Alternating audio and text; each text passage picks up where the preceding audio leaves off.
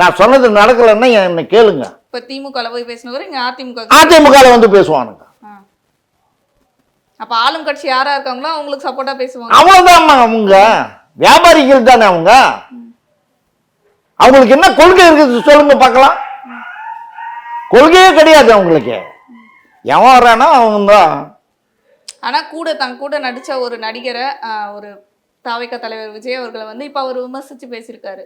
அதை நம்ம எப்படி பார்க்கலாம்? ஏன்னா அவர் கூட வந்து நிறைய படங்கள் நடிச்சிருக்காரு, அவரு நிறைய பயணிச்சிருக்காரு. 1000 படம் நடிச்சாலும் கூலிக்கு மாறு அடிக்குது. கூலிக்கு பேச வைக்கிறது யாரு? நீ பேசுற. பேச வைக்கிறது திமுக. உன் பக்கத்துல இருந்தது யாரு? அமைச்சரு சேகர் பாபு அவர்கள், சேகர் பாபு அமைச்சரு, அன்பில் மகேஷ் அவர்கள் எல்லாரும் இருந்தாங்க. ஆமா, மாண்புமிகு அமைச்சர்கள் பக்கத்துல நின்று இப்படி பேசுறா அப்படி பேசுறான்னு சொல்லி பேச வைக்கிறது தான் அது.